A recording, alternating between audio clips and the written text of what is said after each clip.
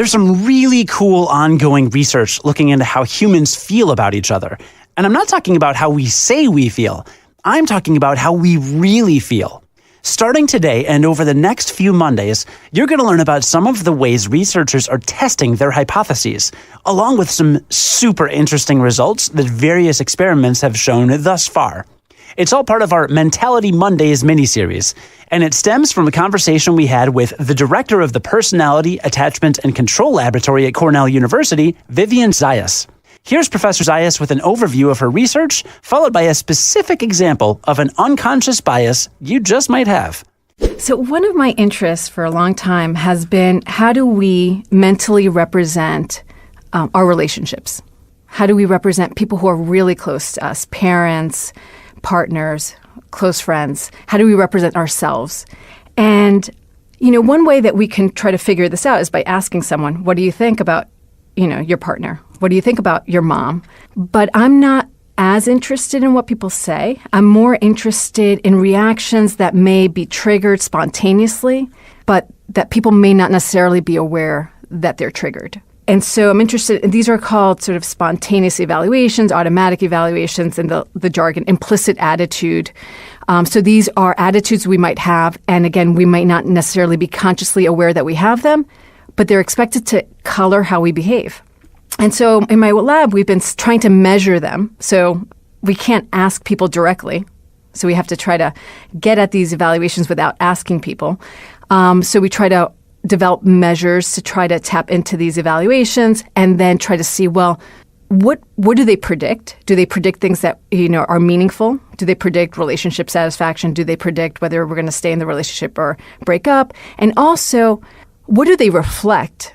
Do they reflect our experiences in those relationships?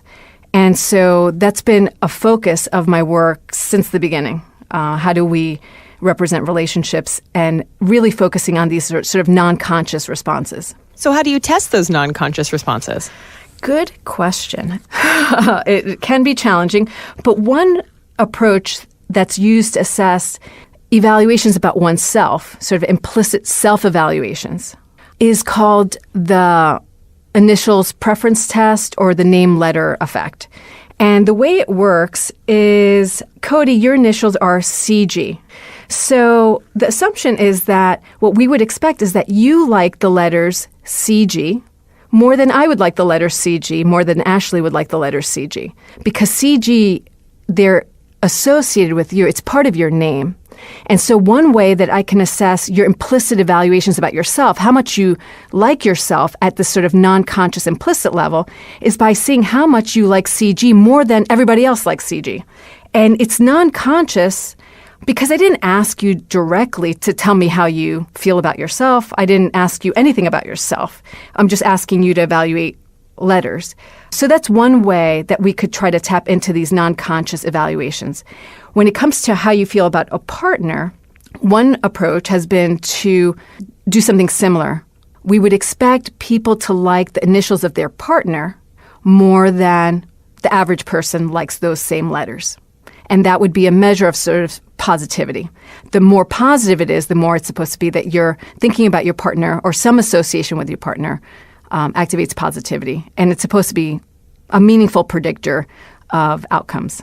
So what does it say about me that I married a woman with the same first initial as me? Oh. And we agreed that she would take my You really life. like yourself.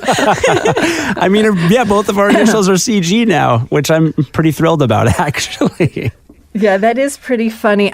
There is some work where people gravitate towards certain professions that have their initials. So you might expect, there's some work showing that people who are named Lewis are more likely to be lawyers.